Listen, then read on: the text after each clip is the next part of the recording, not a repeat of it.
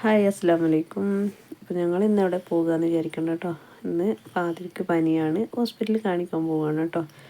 അപ്പോൾ മാസത്തിൽ ഒരാഴ്ച ഹോസ്പിറ്റലിൻ്റെ പടി കയറി കീഴണമെന്ന് നിർബന്ധമാണ്. ഒന്നിരിക്കുക ഫാദറിനെയും കൊണ്ട്, അല്ലെങ്കിൽ ഷാലിനെയും കൊണ്ട്, അല്ലെങ്കിൽ നമ്മളപ്പനെയും കൊണ്ട്. ഷാലിനെയും കൊണ്ടാണ് ഇപ്പം കൂടുതലായി പോകുന്നത്. അപ്പോൾ അതിനും കുറച്ച് കുറഞ്ഞ് വരുന്നുണ്ട്.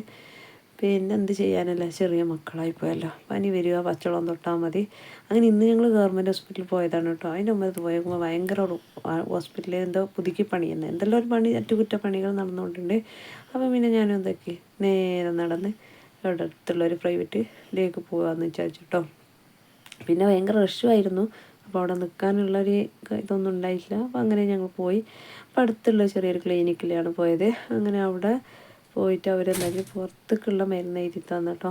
അപ്പോൾ ഷഹൽ റോഡ് സൈഡായതുകൊണ്ട് നിൽക്കുന്ന തന്നെ ഉണ്ടായിട്ടില്ല. റോട്ടിലേക്ക് പാഞ്ഞ് കളിക്കുന്നൊന്നും പറയണ്ട. സത്യം പറയുകയാണെങ്കിൽ പിന്നെ നമ്മളെ ഭർത്താക്കന്മാരെല്ലാം അരിയത്തുണ്ടെങ്കിൽ നല്ലതായിരിക്കും എന്ന് അങ്ങനെ ഓരോ സന്ദർഭത്തിലാണല്ലോ നമ്മൾ ചിന്തിച്ചു പോകുന്നത്. അങ്ങനെ ഭയങ്കര ഒരു ഇടങ്ങാറായ ബുദ്ധിമുട്ടേനു കേട്ടോ. അങ്ങനെ കൂട്ടിക്കൊണ്ടുപോയി, മൂന്നാളെയും കൊണ്ടുപോയി. എന്താണെന്ന് വെച്ചെങ്കിൽ ചെറുത് ഓനിക്കും കുറച്ചൊരു പനീൻ്റെ എല്ലാം ആരംഭമുണ്ട്. അപ്പോൾ കയ്യോടെ അതിങ്ങോട്ട് കാണിക്കാൻ വിചാരിച്ചിട്ടാണ് ഓനെയും കൂട്ടി പോയിനത്. അങ്ങനെയല്ലോ കാണിച്ച് പിന്നെ അത് കഴിഞ്ഞതിൻ്റെ ശേഷം ഞങ്ങൾ ബേക്കറി കയറി.